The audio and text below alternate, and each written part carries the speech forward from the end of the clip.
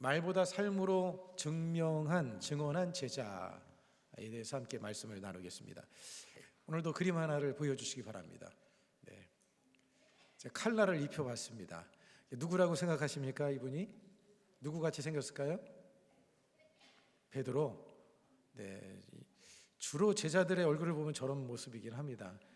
이분은 이제 제자 중에 이제 두 명이나 있습니다. 둘이나 있는데 똑같은 이름을 가지고 있는 이름이 누가 있었죠? 시몬 베드로, 그 다음에 시몬 있었죠, 그죠? 우리가 지난주에 살펴봤던 셀롯 땅 셀롯인 시몬이 있었고, 또 그 다음에 예수님의 제자 중에서 이름이 같은 사람이 누가 있을까요? 야고보가 있죠. 오늘 이 제자 중에 그 야고보라는 이름이 보면 오늘 본문에 나오는 야고보 말고도 두 사람이 더 있습니다. 예수님의 친동생 중에도 그 야고보가 있고, 오늘 이 본문에 나오는 이 야고보는 누구냐면 알페오의 아들 야고보입니다. 이 야고보라는 사람은 말을 했다거나 무엇을 행했다는 내용이 성경에 전혀 기록이 되어 있지 않습니다. 그냥 12제자의 일원으로서 선택을 받았고 주님이 주신 사명을 훈련히 감당한 그런 것만으로 이제 그는 이름이 남아 있을 뿐입니다. 그래서 이 야고보에 대해서 학자들은 잊혀진 제자다, 이제 그렇게 이야기를 합니다.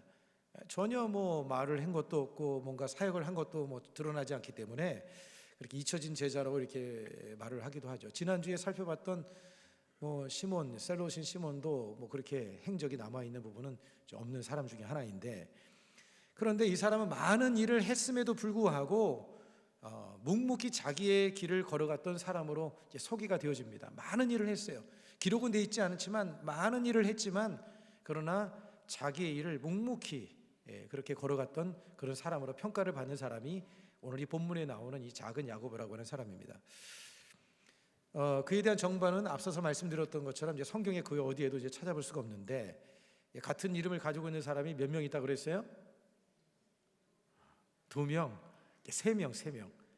예수님 가까이에 계신 그 사람들 중에 이 야고보라는 이름을 가지고 있는 사람이 3명. 몇 명이요? 3명. 제자 이 공부 다 끝난 다음에 시험 볼 수 있으니까 3명이 있습니다. 그래서 교회사에 있어서는 아주 중요한 인물이긴 하지만 혼돈이 자주 되는데, 그 세 사람의 이름을 먼저 한번 살펴보겠습니다. 같은 이름을 가진 3명의 야고보들이 있는데, 그 첫 번째 야고보가 누구냐면 중요한 제자였던 야고보. 그러니까 예수님의 제자 그룹 중에 보면 핵심 그룹이 있습니다. 변화산상에 올라갔던 그 제자들의 이름이 누구죠? 베드로, 요한, 야고보. 네, 다 알고 계시는데 혹시라도 틀릴까봐 말을 못하는 것 같아요. 베드로, 요한, 야고보 중에 이 야고보가 바로 이제 예수님의 그 중요한 제자들 중에 이제 그렇게 이제 분류를 하는 거예요. 그렇다고 해서 다른 제자들이 중요하지 않다 이런 의미가 아니라, 통상 우리가 이해하기 쉽게 하기 위해서 그렇게 이제 분류를 해서 이제 말을 합니다. 이 예수님의 제자 중에 그 속해 있던 사람, 그러니까 세베대의 아들 요한과 야고보는 형제지간입니다. 요한과 야고보는 형제지간인데, 이 요한이라는 이름은 예수님께서 이 두 사람에게는 그 아주 이 성격이 이 사람들이 강했기 때문에 그래서 이들에게는 우리의 아들이라는 이름을 이렇게 별명을 지어주기도 했습니다. 이렇게 성격이 되게 급한 그런 사람 중에 하나였는데, 헤롯 대왕에 의해서 제자 중에서 제일 먼저 순교한 사람이 바로 이 세베대의 아들 이 제자가 이제 순교를 제일 먼저 했었죠. 사도행전 12장 1절 우리 같이 한번 읽겠습니다. 그때 헤롯 왕이 손을 들어 교회 중에서 몇 사람을 헤아려 하여 요한의 형제 야고보를 칼로 죽이니, 요한의 형제 세베대의 아들 요한의 형제 야고보가 첫 순교자, 제자 중에서 첫 순교자가 됐던 그런 기록이 있죠. 그 다음에 두 번째는 예수님의 형제, 그러니까 예수님이 이제 그 마리아에게서, 이제 동정녀 마리아에게서 예수님이 탄생하고 난 이후에 그 동생이 이제 마리아를 통해서 태어났는데, 그 동생도 이름이 야고보입니다. 야고보. 이 야고보는 예수님을 처음에는 믿지를 않았어요.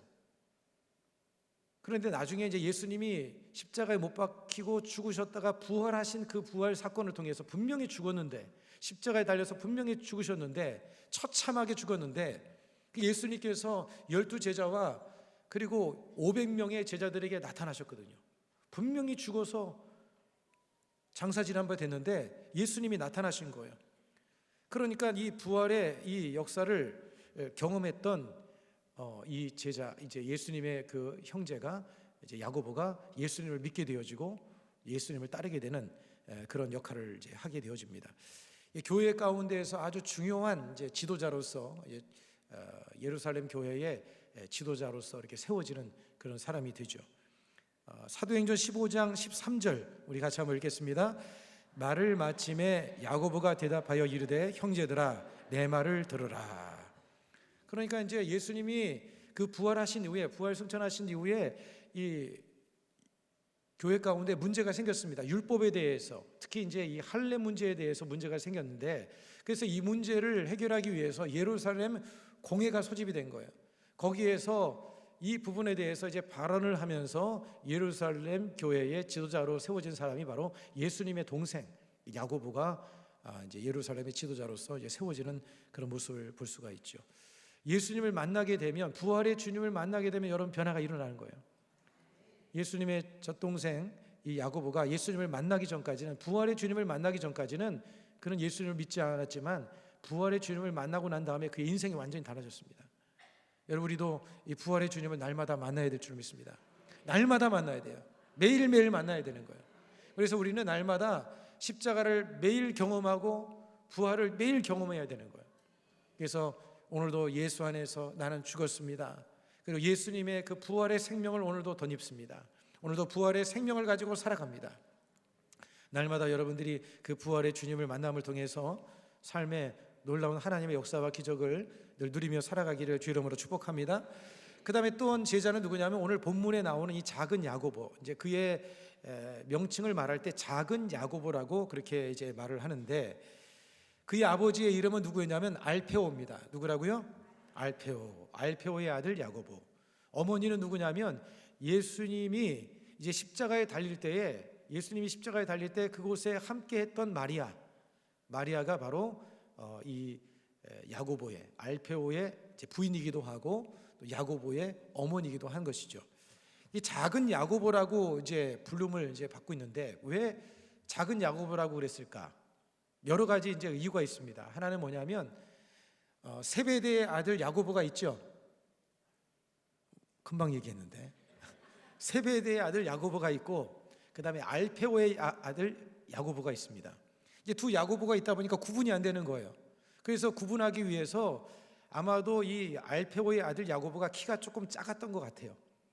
그래서 작은 야고보다 그렇게 이제 말을 하기도 하고, 또 이제 어떤 설은 뭐냐면 나이가 제일 작았기 때문에 그래서 작은 야고보다 이렇게 말하기도 하고, 또 어떤 이들은 이 사람에 대한 어떤 행적이 드러나 있지 않아서 또 영향력인 측면에서 큰 영향력이 없기 때문에 그냥 작은 야고보다 이제 그렇게 이제 평가를 해서 그렇게 그를 말하기도 합니다.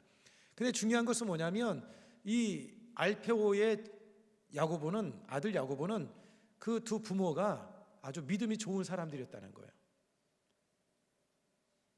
그의 그 어머니는, 야고보의 어머니는 예수님의 무덤, 이제 십자가까지 쫓아갔던 그런 여인이었고, 그의 아버지도 믿음이 좋은 그런 사람이었다고 하는 것이죠.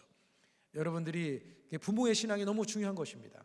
그래서 여러분 부모님들이 믿음을 잘 간직해서 정말 자녀들에게 좋은 신앙을 이렇게 물려줄 수 있는 그런 은혜가 있기를 바라고, 지금 아직까지도 뭐 이제 교회에 나와서 예배를 드리지 못하고 또 뭐 그러는 가운데 있지만 여러분 실망하지 마십시오.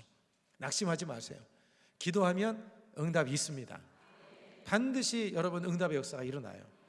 때가 되면 하나님께서 이제 주님께서 그 코를 딱 깨가지고 이제 끌어올 때가 있으니까 여러분들이 기도만 심으시면 돼. 여러분 군부를 떼면 아궁이에 군부를 떼면 어떻게 돼요? 그러면 튀어나오게 돼 있어요. 바로 기도가 군부를 떼는 거예요. 할렐루야. 기도의 군부를 떼시기 바랍니다. 우리 한번 인사하겠습니다. 기도의 군부를 뗍시다. 말을 안 듣고 전혀 얘는 뭐 불가능해 보이고 그래도요, 기도의 군부를 계속 떼면 돼. 계속 떼면 지가 안 나오고 백입니까? 언젠가 튀어나오게 되어져 있어요. 하나님이 역사할 때가 있으니까 여러분들이 믿음으로 기도해서 반드시 여러분의 자녀들을 정말 중요한 것은 거룩한 소원을 가지셔요. 하나님의 사람이 되어지고 하나님께 쓰임받는 사람이 되게 하여 주시옵소서. 간절히 기도하고 인내하고 기도하면 하나님 역사가 여러분에게 임하게 될 줄로 믿습니다.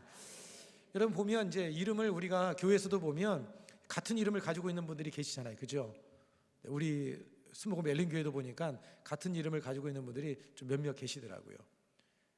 제가 예전에 섬기던 교회도 우리 교회도 뭐 김경숙 권사님이 계시긴 하는데 지방에 있을 때 김경숙 권사님이 한 2명인가 계셨어요. 그래서 이름을 어떻게 줬냐면 김경숙 A, 김경숙 B 이렇게 해서 A, B를 이렇게 나눈 적이 있어요.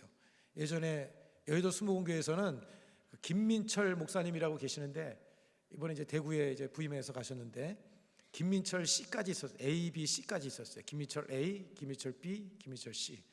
이 야고보도 이름을 구분하기 위해서 그래서 이제 작은 야고보 이렇게 해서 이제 그 세베대의 아들 야고보가 구분하기 위해서 이제 그렇게 이름을 지었던 것이죠.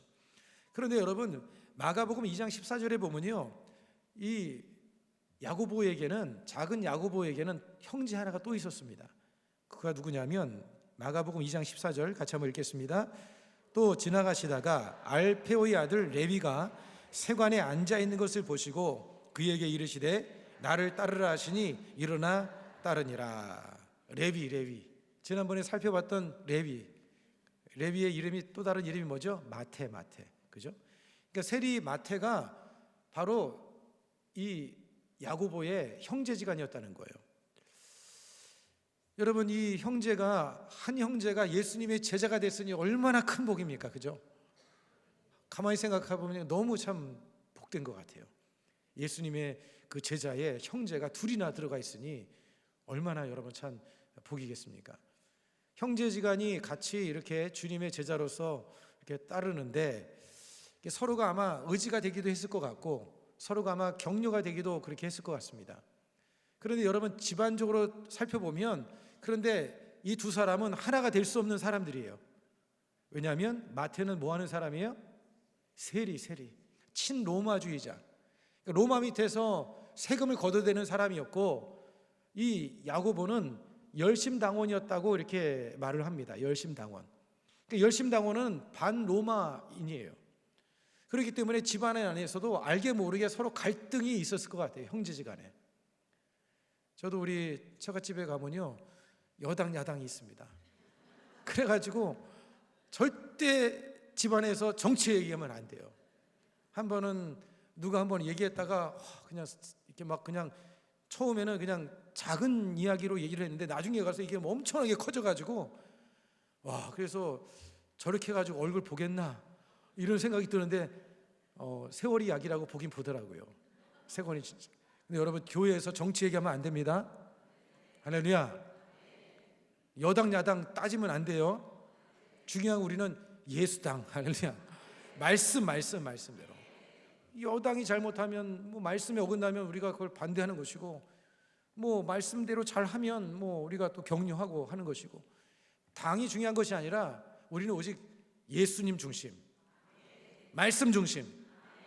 아멘을 안 하시는 분들이 좀 계시는데 혹시 이게 동의를 못 하시는 분들이 계시는 것 같은데 여러분 우리는 오직 예수, 오직 말씀. 주님 안에서 우리가 하나 되는 역사가 일어나야 될 줄로 믿습니다. 이들은 사실 사상적으로 하나 될 수 없었어요. 갈등할 수밖에 없는 물과 기름과 같은 그런 존재들이었는데 이들의 지향점은 달랐습니다.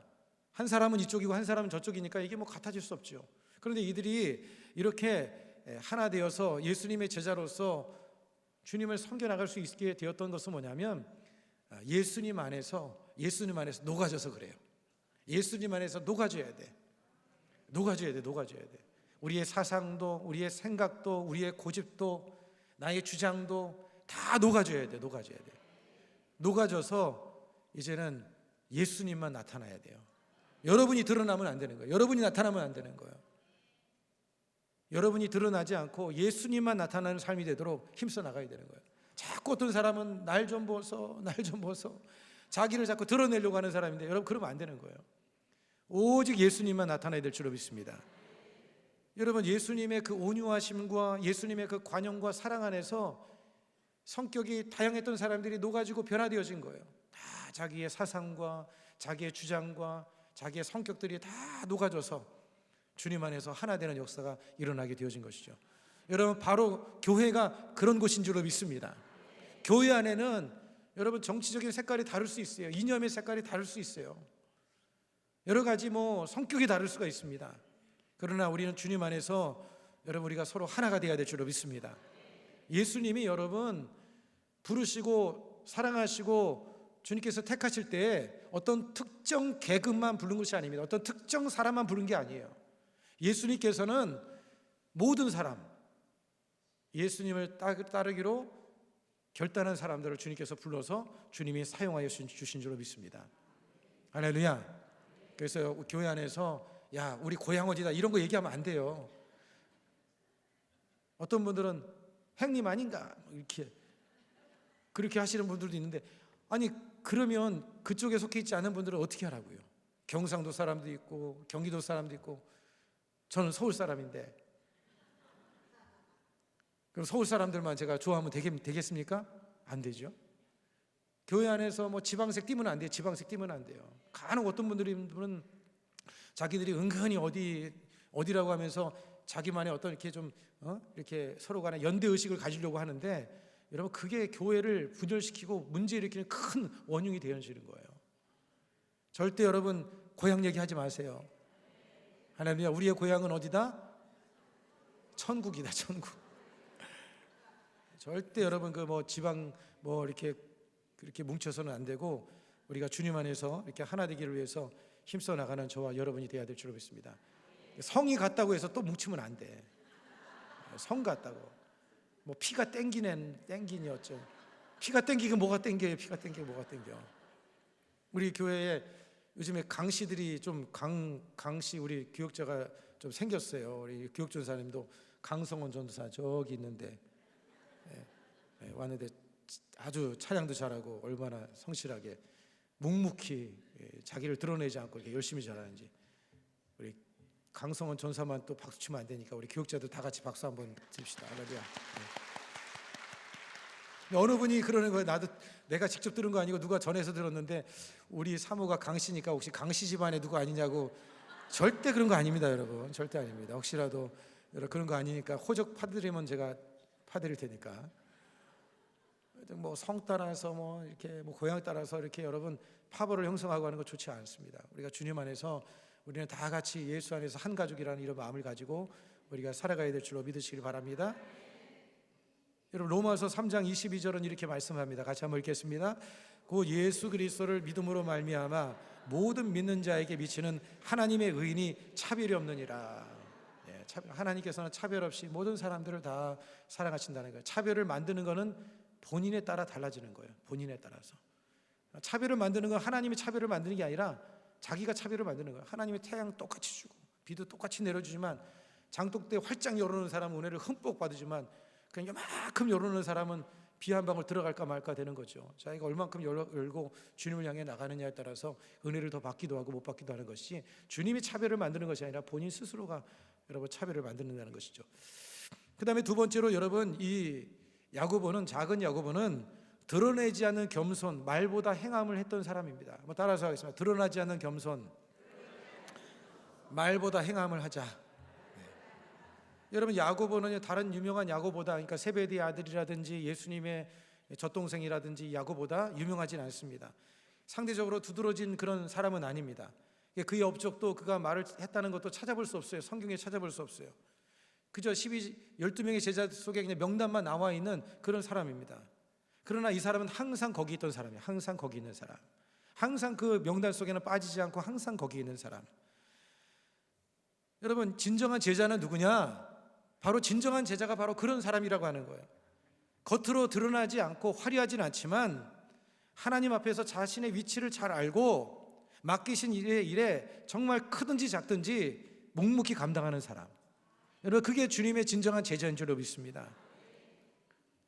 자신을 드러내지 않았어요. 이 사람은 많은 일을 했다고 합니다. 그러나 자신을 드러내지 않고 겸손히 섬겼던 그런 사람이라고 하는 거예요. 여러분, 어떻게 그럴 수가 있습니까? 그렇게 해야 될 이유가 뭘까요? 사람에게 박수 받고 사람 앞에 인정받으면 이미 영광을 받은 거예요. 우리는 여러분, 하나님께 받을 영광을 바라봐야 될 줄로 믿습니다. 하나님께 받을 인정을 바라봐야 되는 거예요. 자꾸 자기를 드러내려고 하지 말고 하나님 앞에 받을 인정, 하나님께 받을 칭찬을 얻기 위해서 자기를 오히려 감추는 것이 더 좋은 거예요. 뭐가 좋다? 자기를 감추는 게 더 좋다. 제가 왜 인사를 시키냐면 잊어버릴까 봐 그러는 거예요. 여러분들이 한번 인사하세요. 감추는 것이 더 좋습니다. 야고보의 삶은요, 여러분, 그림자 같은 삶을 살았어요. 그림자 같은 삶. 말없이 꾸준히 성실하게, 따라하세요. 말없이 꾸준하게 성실하게, 말없이 꾸준하게 성실하게. 제가 헷갈렸네요. 말없이 꾸준하게 성실하게. 예. 여러분, 성경에 보면 여러분 그런 사람들 이제 마리아의 남편 요셉 같은 경우는 어떻습니까? 예수님을 키우고 보호하는 일을 했지만 공생의 기간 동안에 이 요셉은 전혀 드러나지 않았어요. 그렇지만 하나님의 계획 앞에 겸손히 묵묵히 순종했던 사람이 바로 요셉 아닙니까?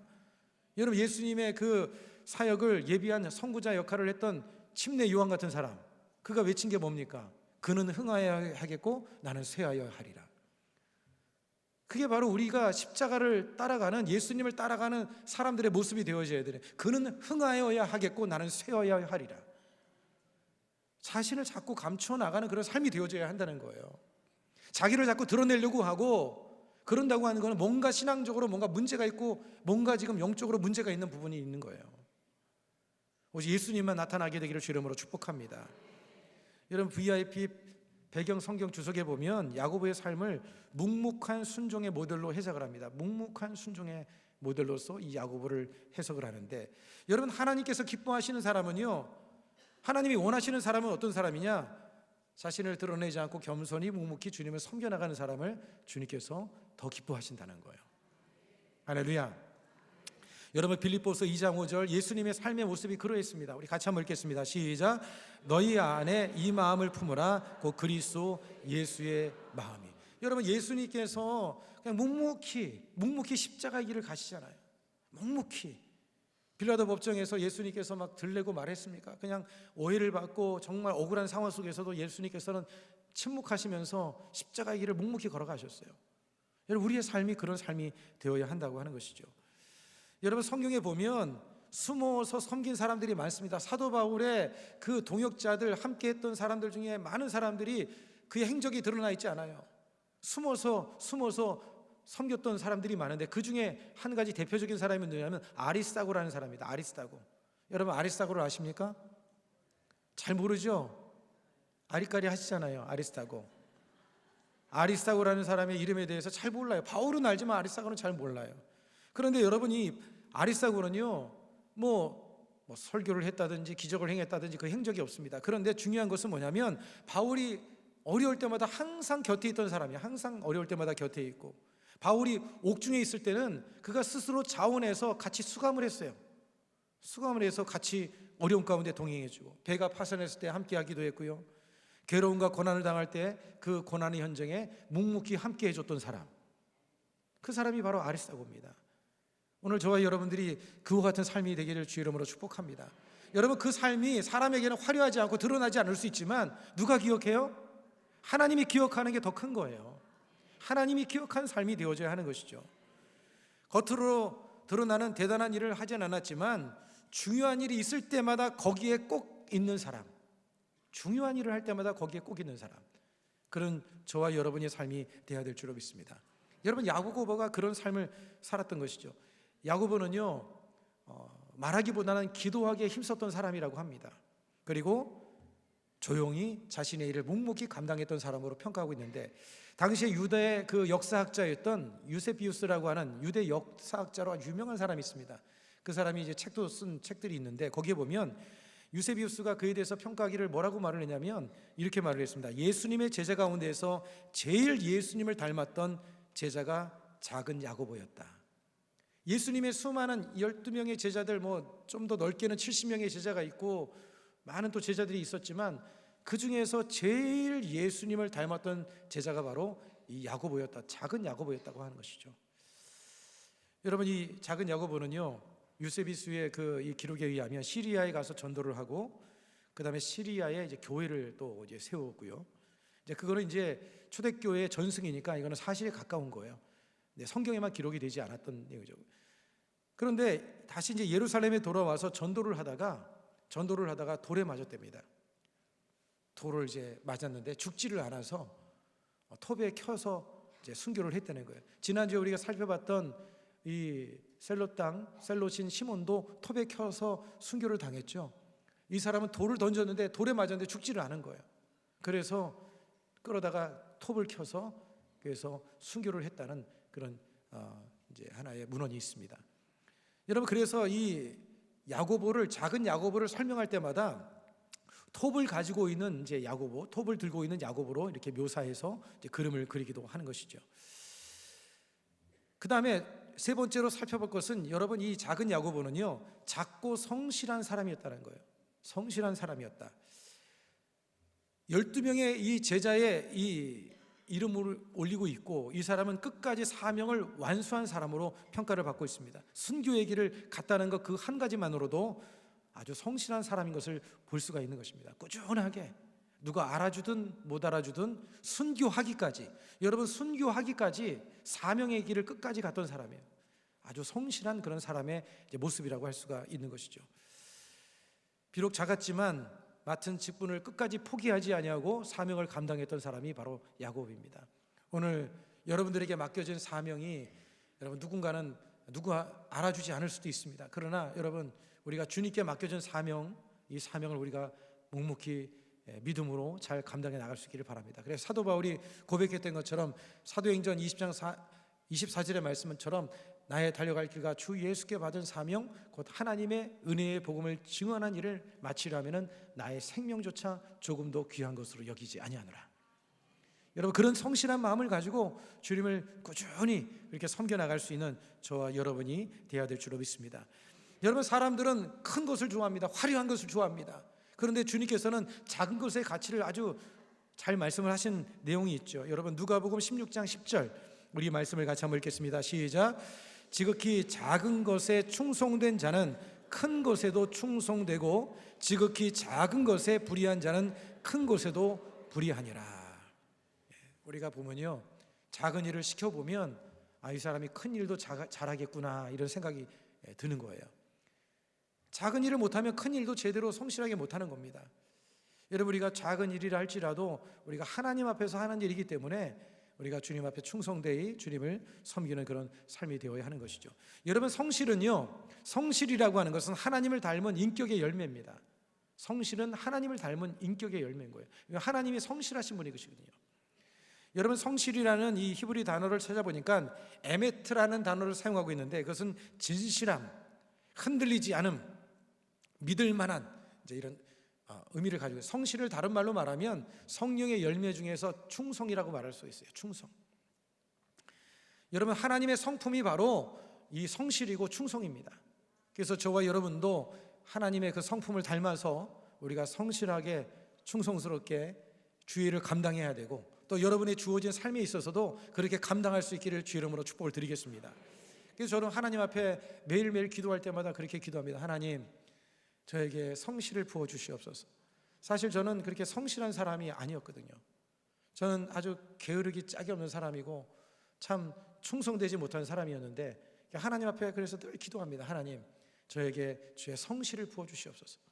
왜냐하면 이게 우리의 마음속에 늘 게으르고 싶은 이 마음이 우리 안에 충동이 생기기도 하고 막 그럽니다. 그래서 주님 앞에 늘 기도하기를, 하나님, 나의 마음속에 주의 성실을 부어주시옵소서. 왜냐하면 성실도 하나님이 주셔야 되더라고요. 하나님이 부어주셔야 돼요. 여러분도 그렇게 하나님께 기도할 수 있기를 바랍니다. 여러분, 그 한 초등학교 축구부에 그 이제 경기가 있었습니다. 축구가 있었는데, 그런데 이 경기에서 그 학교의 학생들이 패배를 했어요. 감독이 열이 받아가지고 그 학생들에게 그 이제 벌을 세웠습니다. 벌을 세워놓고 가면서 뭐라고 얘기를 했냐면, 니들 내가 올 때까지 똑바로 벌수고 있으라고 그렇게 얘기를 하고는 이 선생님이 이제 학교를 빠져나갔는데 애들을 벌 세워놨다는 걸 잊어버린 거예요. 그런데 아이들이 이제 벌 쓰고 있다가 보니까 선생님이 안 오시니까 한 놈, 두 놈 해서 다 빠져나가는데 한 사람만 계속해서 벌을 쓰고 있는 거예요.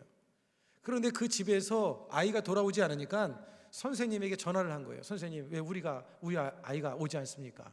전화를 했는데 선생님이 깜빡한 거예요. 자기가 깜빡했다는 것을 그때 깨닫고는 학교로 달려가서 보니까 그 아이가 여지껏 벌을 쓰고 있는 거예요. 걔가 누구냐면 박지성이었대요. 박지성의 이 발이 평발이랍니다. 보통 이렇게 평발은요 오래 달릴 수가 없어요. 그런데 얼마나 성실하게 열심히 그가 훈련하고 했는지요. 여러분, 이 박지성이 세계 축구의 그 명가라고 할 수 있는 이 영국의 그 EPL 프리미어 리그에서 맨체스터에서 우리 대한민국을 알리는 아주 대단한 선수가 되지 않았습니까? 성실함이 그 사람을 그렇게 만든 거예요. 박지성이 누굴까 모를까 싶어가지고 제가 사진도 가져왔는데 저렇게 생긴 사람입니다. 박지성하고 저하고는 뭐 관련이 없어요.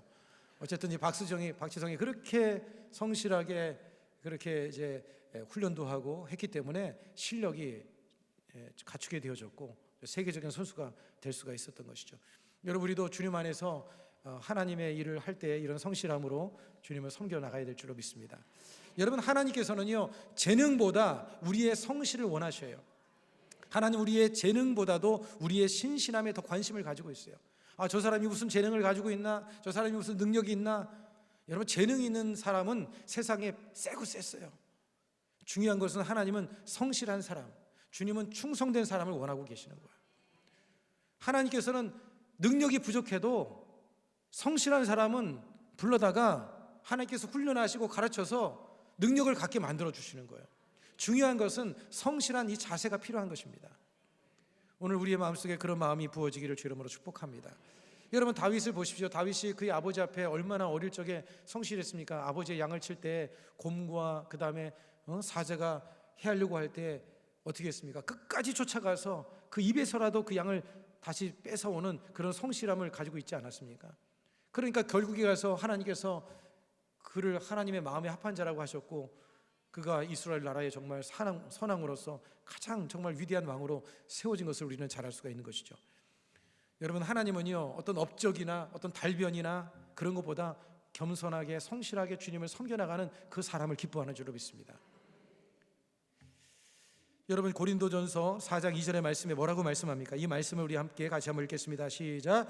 그리고 맡은 자들에게는 구할 것을 충성이니라. 맡은 자에게 구할 것은 충성이다. 하나님, 내게 충성을 주시옵소서. 내게 성실함을 주시옵소서. 우리가 구할 것은 그것을 구해야 된다는 거예요.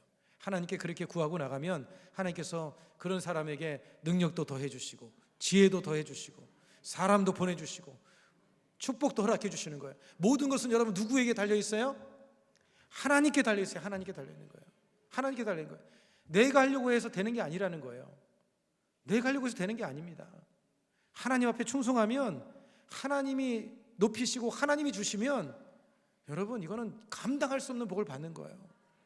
내가 막 인간적으로 애쓴다고 되는 게 아니라니까요. 믿으십니까? 믿습니까? 성실하게 정말 주님을 바라보면서 묵묵히 자신을 드러내지 않고 주님을 섬겨나가면 때가 되면 주님이 다 보고 계셔요. 주님이 안 보시는 것 같지만 다 보고 계셔요. 다 보고 있습니다.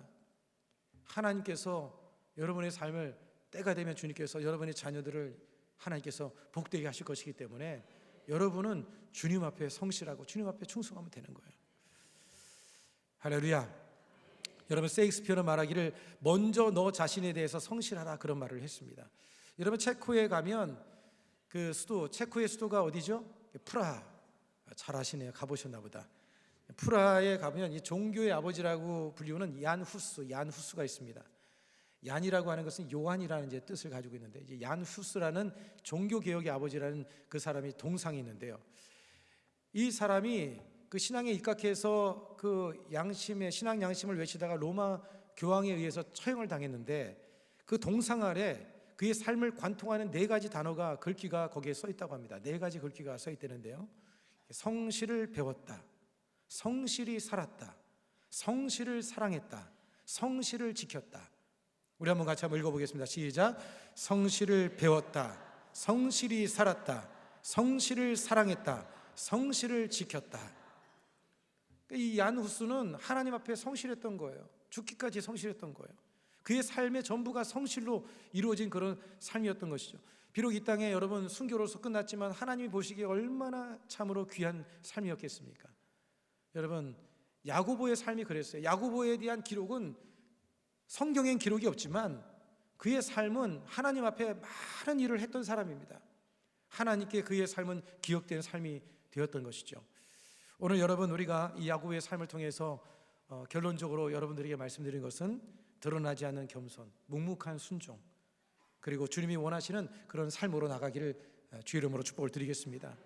여러분, 작은 일에 충성하고 하나님을 섬겨나갈 때 화려하지 않지만 하나님께서 그 삶을 인정해 주시고 하나님께서 그의 삶에 넘치는 복, 이 세상에 혹시라도 받지 못한다 할지라도 하나님 나라에서 영원히 변치 않는 인정과 상급을 받게 되는 은혜가 있게 될 줄로 믿으시기를 주의 이름으로 축복을 드리겠습니다.